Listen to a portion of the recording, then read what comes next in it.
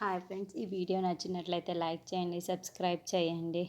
రూప, రాజు అందరూ కూడా కబడ్డీ ఆడుతూ ఉంటారు. ఇక అప్పలనాయుడు కబడ్డీ ఆడి అందరూ కూడా అలసిపోయారు కదా, ఇక భోజనం చేద్దామని చెప్పేసి అంటూ ఉంటాడు.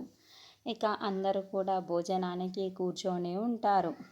ఇక అంతలో విరూపాక్షి వచ్చి ఆగండి ఆగండి అని అంటూ ఉంటుంది.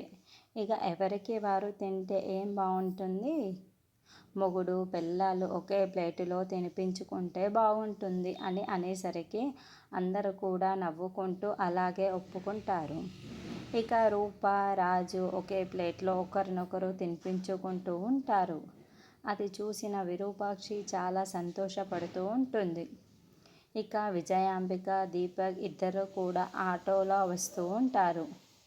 ఇక విజయాంబిక అక్కడికి వస్తూ ఉంటే, ఆగు, ఎందుకు వచ్చావు ఇక్కడికి, సిగ్గు లేదా ఇక్కడికి రావడానికి, ఏం మొహం పెట్టుకొని వచ్చావు ఇక్కడికి అని సూర్యప్రతాప్ అంటూ ఉంటే, మీరందరూ కూడా టీవీలో చూసి ఏది నిజం అని నమ్మారో, నేను తప్పు చేశానని మీరు అనుకుంటున్నారో అది నిజం కాదు అని నిరూపించే వీడియోని నేను తీసుకొని వచ్చాను అని విజయాంబిక అంటూ ఉంటుంది.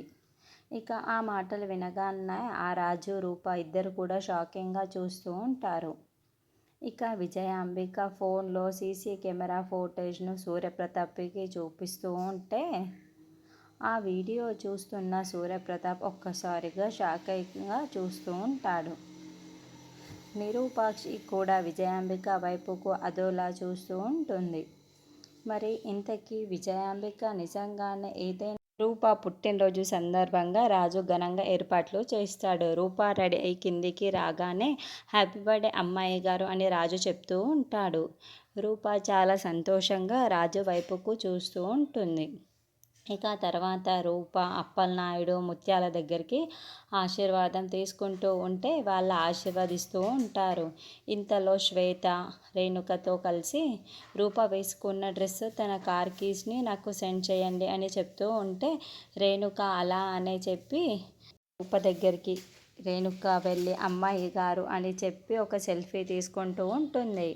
ఇక ఆ తర్వాత ఎవరికి తెలియకుండా రూప గదిలోకి వెళ్ళి తన కార్ కీస్ని తీసుకొని ఎవరికి అనుమానం రాకుండా శ్వేతకు ఆ కార్ కీస్ ఇచ్చేసి ఆ ఫొటోస్ని కూడా సెండ్ చేస్తూ